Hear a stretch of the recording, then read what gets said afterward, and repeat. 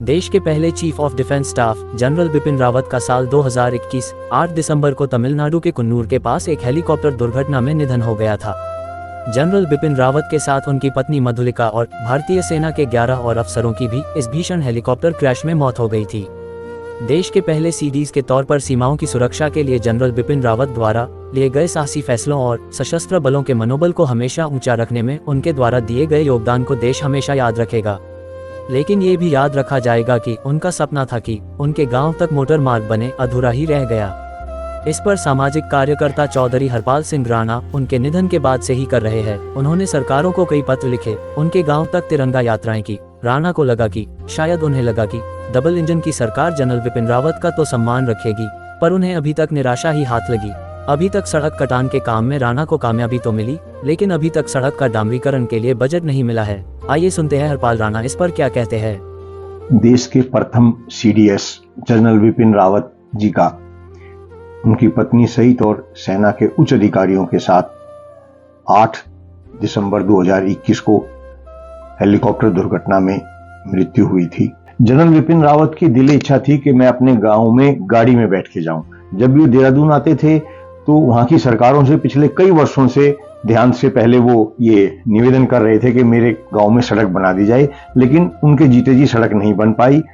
उनके देहांत के बाद सड़क बनाने की कार्रवाई मैंने यहां से प्रयास किया और 15 अगस्त तिरंगा हर घर तिरंगा अभियान के तहत यहां से मैं एक यात्रा लेके भी वहां पे गया था, जिसमें कुछ सेना के कारगिल विजेता अधिकारी भी थे और वहां पर उस दिन तक लगभग कच्ची रोड पहुंच गई थी।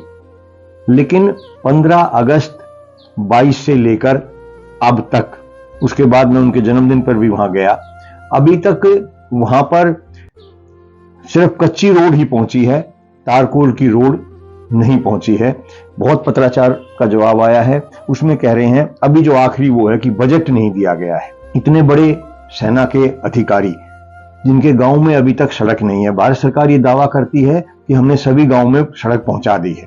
जिस प्रकार से अभी जो वर्तमान महामहिम राष्ट्रपति है, उनके निर्वाचित होने तक उनके गांव में बिजली नहीं थी। ये बहुत ही विचारणीय विषय है कि इतने बड़े पदों पर व्यक्ति पहुंच जाते हैं और उनके गांव में बिजली और सड़क तक नहीं पहुंची। तो ये उनके ऊपर भी प्रश्न चिन्ह है कि उन्होंने अपने गांव के लिए क्या किया, और व्यवस्था के ऊपर भी प्रश्न चिन्ह है कि वो इतने बड़े पदों पर पहुंचने वाले गांव व्यक्तियों के गांव में बिजली नहीं पहुंचा पाते हैं। तो सामान्य नागरिकों की स्थिति, देश में सामान्य गांव की स्थिति क्या होगी, इसका अंदाजा लगाना मुश्किल नहीं है। यहाँ मैं जनरल बिपिन रावत साहब के बारे में कुछ दो बातें करना चाहूँगा।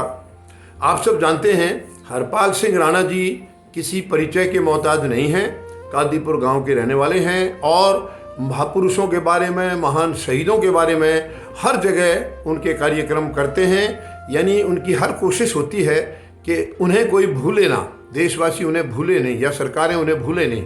हालांकि ये काम सरकारों का होता है, लेकिन हरपाल सिंह राणा जी बखूबी अपनी तरफ से ये जिम्मेवारी निभा रहे हैं, बहुत सालों से निभा रहे हैं। इसी के बारे में जनरल बिपिन रावत साहब के बारे में एक छोटा सा मैं आपको ज़रूर एक बातें दो बताना चाहूँगा।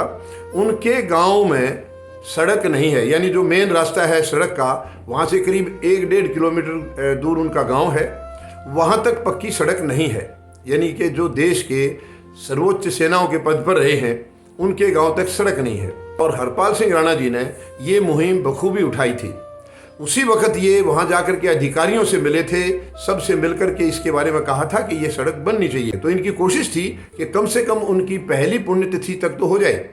और 2022 में 15 अगस्त को हम वहाँ पर झंडा फहराने भी गए थे और उस वक्त भी अधिकारियों को वहाँ बुलाया था और तमाम अधिकारियों ने ये कहा था कि हम पुण्यतिथि यानी कि 8 दिसंबर 2022 तक उसको पूरा कर देंगे। लेकिन दुखद है कि दूसरी पुण्यतिथि कल है उनकी।